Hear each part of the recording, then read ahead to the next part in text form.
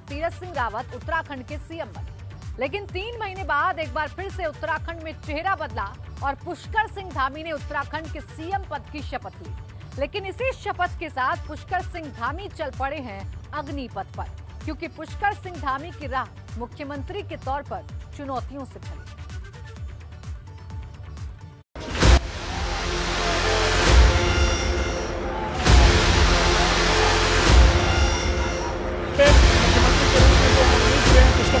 वो पहुंच चुके हैं। मैं पुष्कर सिंह धामी ईश्वर की शपथ लेता हूं। रविवार की सुबह देहरादून में मौसम का मिजाज भी बदला और राजनीति की हवाएं भी। शाम ढलने से पहले पुष्कर सिंह धामी ने उत्तराखंड के सबसे युवा मुख्यमंत्री के तौर पर शपथ ले ली। विधि द्वारा स्थापित भारत के संविधान के प्रति सच्ची श्रद्धा और निष्ठा रखूंगा। मैं भारत की प्रभुता और अखंडता अक्षुण्ण रखूंगा।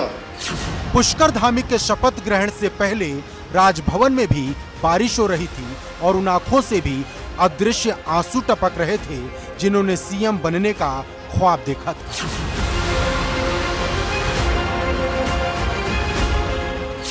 बम्पर बहुमत के बावजूद 4.25 साल के कार्यकाल के भीतर भाजपा को देवभूमि में 3 मुख्यमंत्री बनाने पड़ गए। तीनों ही बार कई नेताओं का नाम चर्चा में आया, लेकिन दिल्ली से फाइनल नाम तय होने के बाद हर चेहरे पर मायूसी ही छाई। इस बार भी वरिष्ठता को आधार मानकर जिन नेताओं के मन में लड्डू फूट रहा था, उनको जोर का धक्का बड़े धीरे से लगा।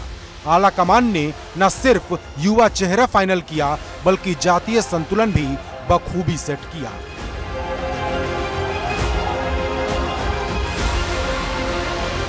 अब पुष्कर धामी के हाथ में उत्तराखंड की कमान है, लेकिन ये शपथ सिर्फ कुछ महीनों के लिए है, क्योंकि फिर से चुनाव होंगे और फिर से वही भागदौड़ शुरू होगी।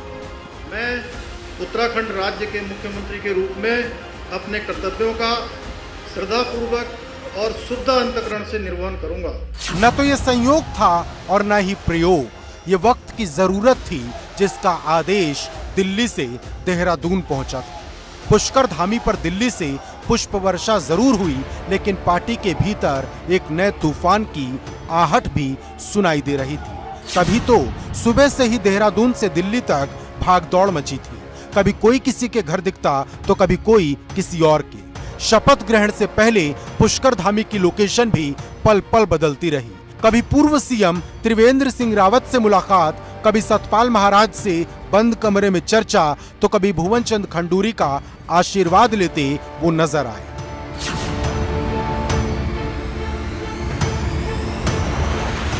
पुष्कर सिंह धामी भले ही मुख्यमंत्री पद की शपथ ले रहे थे, लेकिन चर्चा इस बात की ज्यादा थी कि पार्टी में कौन कौन नाराज है। नाराज कहे जा रहे खेमे में खिचड़ी तो जरूर पक रही थी, लेकिन कैमरे पर ऑल इज वेल का दावा भी पूरे भरोसे के साथ दिया जा रहा था। स्वागत रहेगा। हमारे युवा विधायक जो है मुख्यमंत्री बन गए, तो प्रदेश को अच्छी तरह लेकर जाएंगे। बहुत सुंदर। नेताओं की नाराजगी की बात आ रही है। आप लोग चूंकि यहाँ पे इतने दिनों से राजनीति कर रहे हैं, तो क्या लगता है कि जो नेता नाराज है उसका नुकसान होगा? नहीं, नुकसान के परिवार का मामला अपने मन जाएंगे, ऐसा कुछ नहीं। नाराज तो सब घर में भी होते हैं, नाराजगी तो कोई दिक्कत है नहीं। क्या कहेंगे, आज शपथ ग्रहण समारोह है, कई सारे नेता नाराज बताए जा रहे हैं। नहीं, कोई नाराज नहीं है। भारतीय जनता पार्टी में नाराजगी का कोई विषय नहीं है। ये उत्तराखंड में जो पार्टी का एक निर्णय हुआ है और सभी लोग उसको सर्वमान्य रूप से मान रहे हैं, क्योंकि संवैधानिक संकट की वजह से ऐसी स्थिति आई है। युवा चेहरे को जिम्मेदारी मिली तो बुजुर्ग नेताओं की नाराजगी का धुआं भी उठने ही लगा। लेकिन शपथ ग्रहण होते होते गर्म हुए तेवर नरम भी पड़ने लगे। साथियों के सहयोग को देखकर पुष्कर धामी का सफर सुहाना तो नजर आता है, लेकिन असली पड़ाव 6-7 महीने बाद आएगा और तभी ये तय होगा कि पुष्कर पर दिल्ली से हुई पुष्प वर्षा कितनी सफल रही। देहरादून से अविनाश तिवारी, एबीपी गंगा। जिला पंचायत अध्यक्ष पद के चुनाव खत्म होने के बाद भाजपा में जश्न का माहौल है, लेकिन इस जश्न के साथ ही परिणामों ने कई समीकरणों की तरफ भी इशारा कर दिया, जो 2022 में विधानसभा चुनाव के दौरान धरातल पर उतरते नजर आए। पंचायत चुनाव में जिस तरह से भाजपा ने 67 सीटों पर कब्जा किया, उसने एक बार फिर से विपक्ष को विधानसभा चुनाव की तैयारी और रणनीति पर विचार करने के लिए मजबूर कर दिया। देखिए, जंग खत्म, संग्राम शुरू।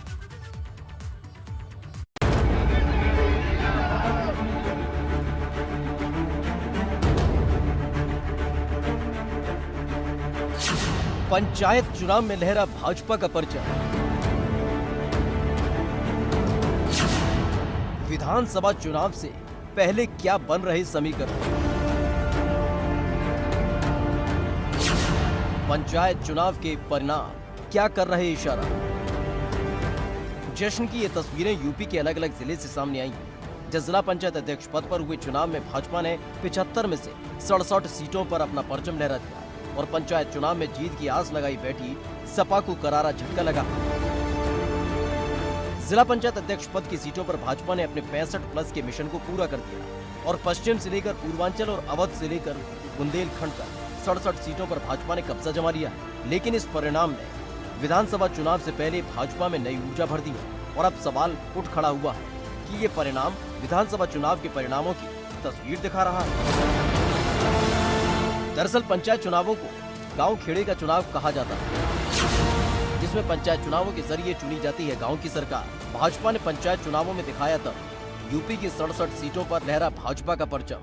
भाजपा ने गांव-गांव तक दर्ज कराई अपनी मौजूदगी। पंचायत अध्यक्ष पद पर जो चुनाव हुए उसके जो परिणाम आए उससे ये बिल्कुल साफ है कि इस चुनाव में बीजेपी ने जो ऐतिहासिक जीत दर्ज की है उसका जो असर है वो 2022 में भी देखने को मिलेगा और जो सियासी समीकरण है वो भी जो इस वक्त है कुछ वैसे ही 2022 के विधानसभा चुनाव में भी रहेंगे। यानी बीजेपी अपने सहयोगियों को साथ लेकर चलेगी। 2022 के विधानसभा चुनाव में सहयोगियों को भी कुछ सीटें उत्तर प्रदेश में दी जाएंगी। गांव की सरकार चुनने के इस चुनाव ने भाजपा में विधानसभा चुनाव से पहले ऊर्जा फूंक दी, जिसको लेकर भाजपा नेताओं में खुशी का माहौल है।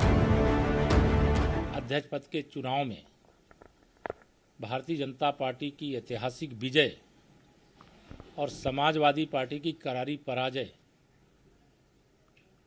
के कारण से मुझे तो बहुत प्रसन्नता है, क्योंकि एक बार फिर से अहंकार हारा है, गुंडागर्दी हारी है, जंगल राज लाने वाले हारे हैं और भारतीय जनता पार्टी को ऐतिहासिक सफलता मिली है। दरअसल भाजपा ने जो रणनीति बनाई थी और जो लक्ष्य तय किया था उससे बेहतर प्रदर्शन किया है, जिसके बाद अब विधानसभा चुनावों में बेहतरीन प्रदर्शन करने की रणनीति को सफल बनाने के काम में जुट गई। 75 में 67 सीटें उत्तर प्रदेश ने जीता है पंचायत के चुनाव ने और वास्तव में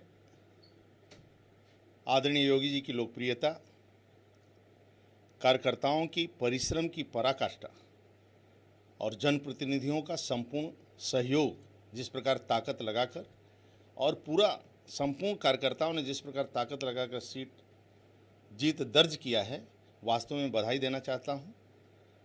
और वास्तव में जो जीत हुई, जिला पंचायत अध्यक्ष जो जीते हैं, ये गरीबों की सेवा के लिए हम लोग जीते हैं, गरीबों के कल्याण के लिए जीते हैं। आदरणीय मोदी जी की लोकप्रियता, उनकी जन कल्याणकारी योजनाएं, आदरणीय योगी जी की लोकप्रियता, उनकी जन कल्याणकारी नीतियां, योजना जो है, जिसके कारण हम लोग जीत मिली है। विधानसभा चुनाव से पहले पंचायत चुनाव के परिणाम ने विपक्ष को करारा झटका दिया, जिसकी छटपटाहट नजर आती है और परिणामों में खोट दिखाते हुए अपने कार्यकर्ताओं में जोश भरने का काम किया जा रहा है, जिससे किसी भी कीमत पर विधानसभा चुनावों में परिणाम वो न आए जो जिला पंचायत अध्यक्ष पद के चुनावों में आए। देखिए, भारतीय जनता पार्टी ने जिला पंचायत के चुनाव में लोकतंत्र की हत्या की है। जो चुनावी नियम होते हैं उनकी धज्जियां उड़ाई हैं। जब आप जनता के बीच गए थे चुनाव लड़ने, तो जनता ने आपको पंचायत चुनाव में हरा दिया था और जो बात माननीय राष्ट्रीय अध्यक्ष अखिलेश यादव जी ने कही थी कि अब हमारी लड़ाई भारतीय जनता पार्टी से नहीं है जिला पंचायत अध्यक्ष में, अब डीएम और कप्तान से लड़ाई है, तो डीएम और कप्तान ने बेईमानी करके भारतीय जनता पार्टी को चुनाव जिताया है। उस बेईमान जीत में भारतीय जनता पार्टी जश्न मना रही है। इसका जवाब उत्तर प्रदेश की सम्मानित जनता 2022 में देगी। वहीं कृषि कानून के विरोध के सहारे राजनीतिक विरोध की राह पकड़ने वाले राकेश टिकैत भी पंचायत चुनाव परिणाम पर हैरान है। कि आखिर इतने विरोध के बावजूद पश्चिमी यूपी में भाजपा ने कैसे जिला पंचायत अध्यक्ष पद पर कब्जा जमा लिया।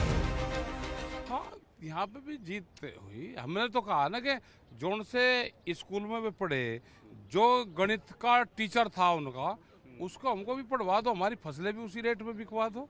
भाई कैंडिडेट जीत रहे 3 और सारी की सारी वोट पड़ रही उन पे, तो कौन सा गणित है वो। खैर, जिला पंचायत अध्यक्ष पद के चुनावों ने विधानसभा चुनाव की आहट को और भी मजबूत कर दिया है और साथ ही एक नई तस्वीर पेश की है, जिसे अपनी अपनी नजर से हर दल न सिर्फ देख रहा है बल्कि उसको परिभाषित भी कर रहा है। एबीपी गंगा के लिए लखनऊ से अनुभव शुक्ला की रिपोर्ट। वन महोत्सव के मौके पर योगी सरकार ने आयोजन किया जो जन जागरूकता का भव्य अभियान में तब्दील हो गया, जिसमें 1 साल के भीतर 30 करोड़ पौधे लगाने का लक्ष्य रखा गया और देखते ही देखते वो लक्ष्य पूरा होता चला गया, जिसमें शहर दर शहर पौधारोपण अभियान चलाया गया।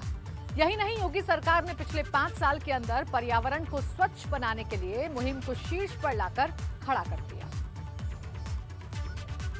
ये विगत 5 वर्ष के दौरान उत्तर प्रदेश के अंदर हमारी सरकार ने जो वृक्षारोपण का बृहद कार्यक्रम आगे बढ़ाया है, उसमें आज 1 बिलियनवां यानी 100 करोड़वां पौधा भी लगाने का काम आज प्रदेश सरकार के द्वारा यहां पर किया जा रहा है। कोरोना महामारी की दूसरी लहर को भी सफलतापूर्वक मुकाबला करने के बाद फिर से नए उत्साह और उमंग के साथ प्रदेशवासियों ने इस वृक्षारोपण महाअभियान के साथ सहभागी बनने का जो उत्साह है, आज उसका परिणाम है कि प्रातः काल से लेकर अब तक लगभग 9 करोड़ वृक्ष अब तक आज लग चुके हैं। इस दौरान सीएम योगी ने पर्यावरण को चुस्त दुरुस्त बनाए रखने के लिए पंचवटी, नवग्रह वाटिका और नक्षत्र वाटिका बनाने का ऐलान किया। 100 साल पुराना पीपल के वृक्ष को हेरिटेज वृक्ष घोषित किया। एक्सप्रेस वे पर 5 जगहों पर औद्योगिक क्लस्टर बनाने का ऐलान किया गया। मुझे अद्भुत लगा जब मैंने देखा कि यूपीडा ने वन विभाग के साथ मिलकर के यहाँ के एक बहुत प्राचीन बरगद के पेड़ के नीचे उसको हेरिटेज वृक्ष यानी 100 वर्ष पुराना वृक्ष है। आप देखेंगे, मैं तो बोल रहा था कि हाईवे एक्सप्रेस वे के ऊपर कार्यक्रम करने की बजाय अगर हम उस पेड़ की छांव में इस कार्यक्रम को करके तो कार्यक्रम की रौनक और ज्यादा होती, इसकी शोभा और ज्यादा बढ़ जाती। भाइयों बहनों, जैसे इस वट वृक्ष को हम लोगों ने हेरिटेज वृक्ष के रूप में मान्यता दी है, ऐसे ही हम हर जगह जहां भी 100 वर्ष पुराने वृक्ष होंगे उन सबको इसी प्रकार से मान्यता देकर के उनका संरक्षण करेंगे। शहर शहर वृक्षारोपण की सौगात। जैसे ही सीएम योगी ने वृक्षारोपण कार्यक्रम की शुरुआत की, उसके साथ ही अलग अलग जिले में पौधारोपण कार्यक्रम की शुरुआत हो गई। गोरखपुर में समाज कल्याण मंत्री रमापति शास्त्री ने पौधारोपण कार्यक्रम में शिरकत की और लोगों को पौधे लगाने से लेकर उनको संरक्षित करने तक के लिए जागरूक किया। वन महोत्सव के मौके पर गोरखपुर में 50 लाख पौधे लगाए गए। पूरे उत्तर प्रदेश भर में 30 करोड़ से ज्यादा पौधे लगाए। हमको लगता है 25 करोड़ से ज्यादा तो आज लग गया होगा और ये अभियान चला करके इसी महीने में 30 करोड़ से ज्यादा पौधे लगाए जाएंगे। ये हमारा संकल्प है और सब लोग लगे हैं। हमको लगता है कि 30 करोड़ से ज्यादा भी हो सकते हैं। वहीं फतेहपुर में कैबिनेट मंत्री राम नरेश अग्निहोत्री ने पौधारोपण किया। इस दौरान तमाम अधिकारी मौजूद रहे। बढ़ती गर्मी और जलवायु परिवर्तन को रोकने को लेकर जनता को मंत्री राम नरेश अग्निहोत्री ने जागरूक किया। पूरे प्रदेश में युद्ध स्तर पर वृक्षारोपण का अभियान चलाया जाए। पर्यावरण की रक्षा और सुरक्षा करने के लिए वृक्ष जो है सबसे उनकी अहम भूमिका होती है। इसलिए 30 करोड़ ये वृक्ष उत्तर प्रदेश में लगाए जाने का संकल्प है। 39 लाख अकेले फतेहपुर जनपद में ये पौधे लगाए जाएंगे, वृक्ष लगाए जाएंगे।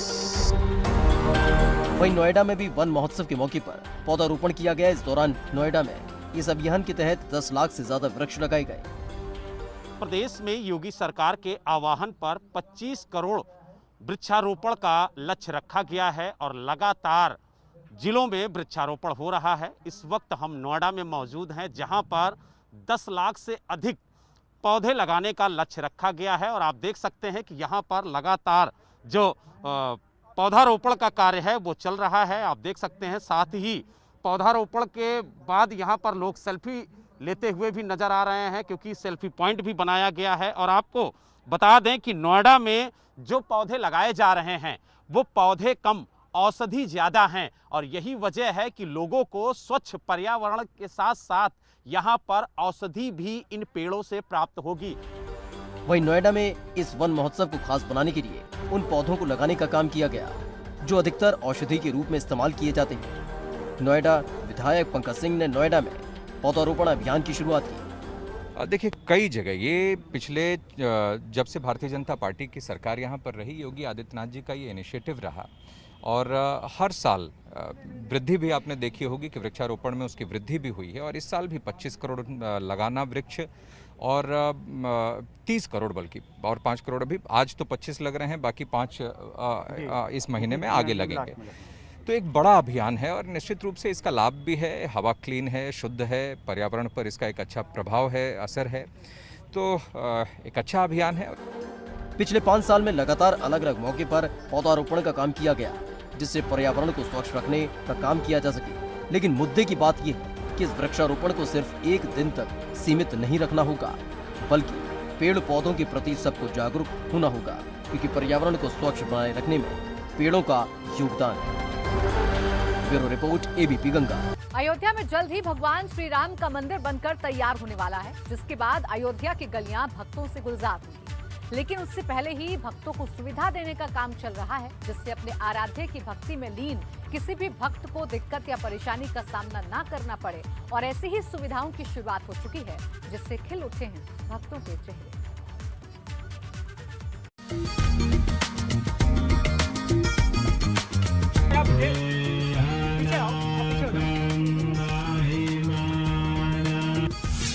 पुकार रहे हैं भगवान श्री राम, जीवन के पूरे होंगे काम, राम के दरबार में मिलेगी हर सुविधा, सुरक्षित रहेगा भक्तों का सामान।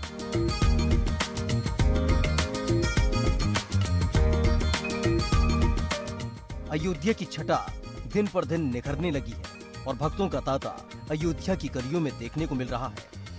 और जैसे जैसे राम मंदिर निर्माण के काम में तेजी आ रही है, वैसे वैसे भक्त भगवान राम के दरबार में हाजिरी लगाने पहुंच रहे हैं। भक्त और भगवान के बीच में किसी भी तरह की दिक्कत या परेशानी न हो, ऐसे में भक्तों को कई सुविधाएं मिलने जा रही हैं।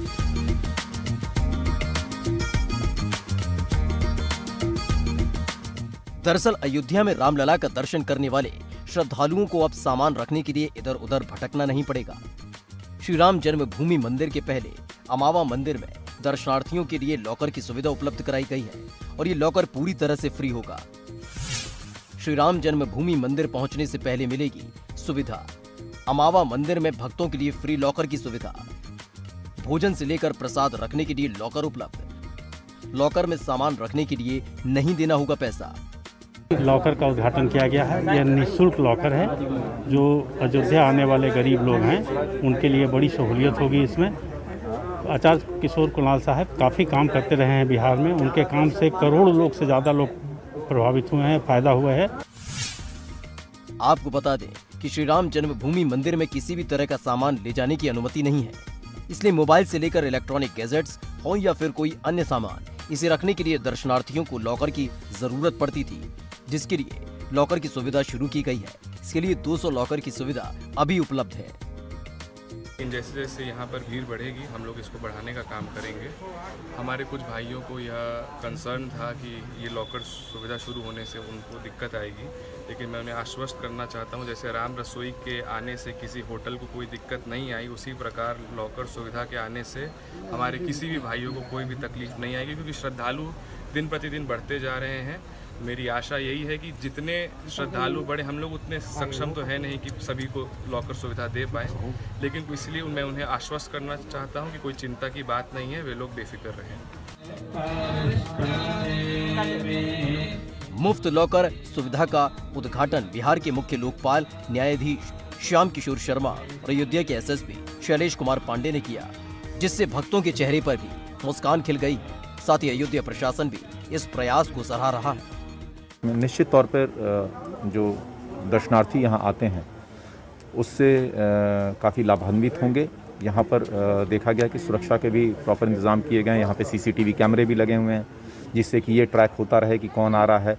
तो सुरक्षा मानकों के साथ साथ लोगों को सुविधा मिले, इस उद्देश्य से इसका जो है आज शुभारंभ हुआ है।